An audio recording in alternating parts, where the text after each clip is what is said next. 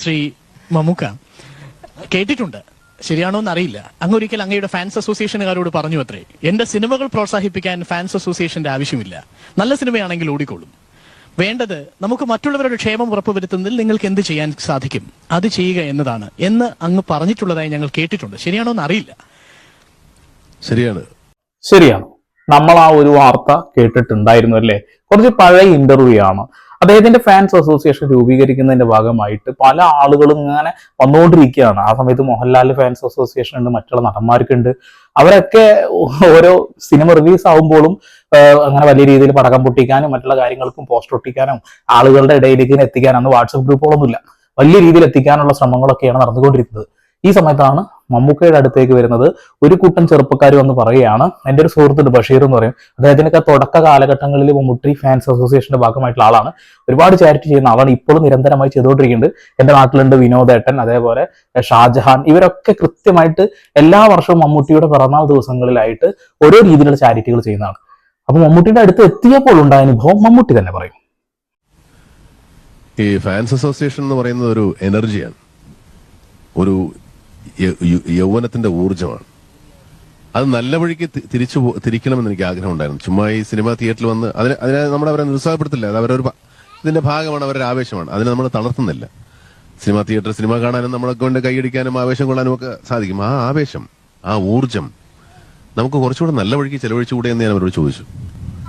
അപ്പോഴാണ് ഈ Mammootty fans association എന്നുള്ളത് Mammootty fans and welfare association ആവുന്നത്.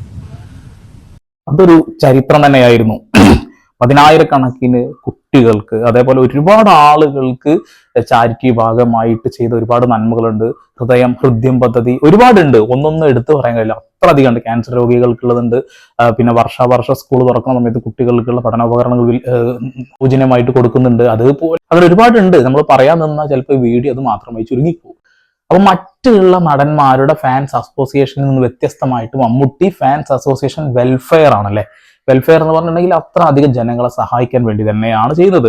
ഒരു പക്ഷേ ഇന്ത്യയിലെ സിനിമാ നടന്മാരിൽ വെച്ച്, സൂപ്പർ സ്റ്റാറുകളിൽ വെച്ച് ഏറ്റവും കൂടുതൽ ഇത്തരം ചാരിറ്റി പ്രവർത്തനങ്ങൾ ചെയ്യുന്ന ഒരു വ്യക്തി മമ്മൂട്ടി തന്നെയാണ് എന്നുള്ള കാര്യത്തിൽ ഒരു തർക്കവും വേണ്ട. ഒരു കൈ കൊടുക്കുന്ന മറു കൈ അറിയരുത് എന്ന് ആഗ്രഹിക്കുന്ന ഒരു വ്യക്തി കൂടിയാണ് അദ്ദേഹം. ഒരുപാട് ആളുകളെ സഹായിച്ചത്, പിന്നീട് ആ സഹായം ലഭിച്ച ആളുകൾ പുറത്തേക്ക് വരുമ്പോൾ നമ്മൾ അറിയണം, അവർ പറയുമ്പോഴാണ് നമ്മൾ അറിയുന്നത് അത്ര അധികം നന്മകൾ അദ്ദേഹം ചെയ്തു വെച്ചിട്ടുണ്ട് എന്നുള്ളത്. പഴയ വീഡിയോ ആണെങ്കിലും ഇപ്പോഴും ഇതിന് ഭയങ്കരമായിട്ടുള്ള ഒരു സ്വാധീനം ചെലുത്താൻ കഴിവുണ്ട്. കാരണം ഇതൊക്കെ പ്രചോദനമാണ് പുതുമുഖ നടന്മാർക്ക്. അവർക്കൊക്കെ വേണ്ടത് മൊബൈൽ ഫോണുകളോ അല്ലെങ്കിൽ കാറുകളോ അങ്ങനെയുള്ള ഒരുപാട് ക്രൈസുകളാണ്. ഇദ്ദേഹത്തിന്റെ ക്രൈസ് എന്ന് പറഞ്ഞിട്ടുണ്ടെങ്കിൽ അദ്ദേഹത്തിന് ജനങ്ങളോടുള്ള സ്നേഹം മാത്രമാണ്.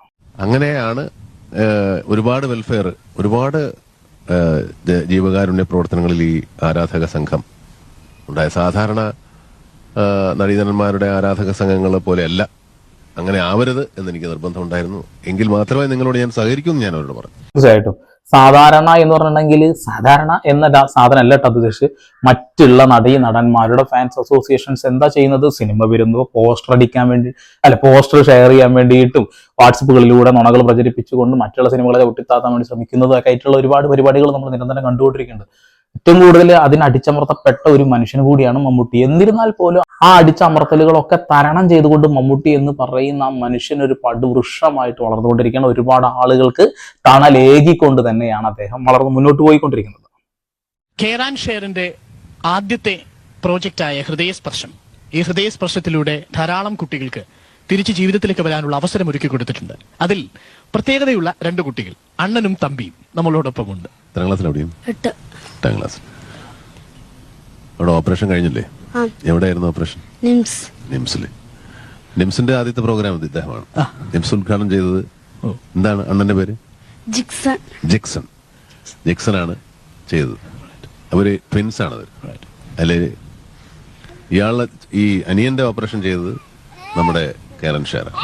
ട്വിൻസ് ആണ്. അവരുടെ ഹൃദയ സംബന്ധമായിട്ടുള്ള അസുഖമായിരുന്നു. അതിന് കൃത്യമായിട്ട് മമ്മൂട്ടി വെൽഫെയർ ഫാൻസ് അസോസിയേഷന്റെ ഭാഗമായിട്ട് കെയർ വെൽഫെയർ അദ്ദേഹം അങ്ങ് രക്ഷപ്പെടുത്തി എന്നുള്ളതാണ്.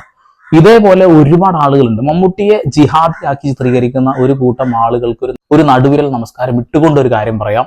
അദ്ദേഹം ഇത്രയും നാള് സഹായിച്ച ആളുകളുടെ ജാതിയോ മതമോ ഒന്നും നോക്കിയിട്ടില്ല.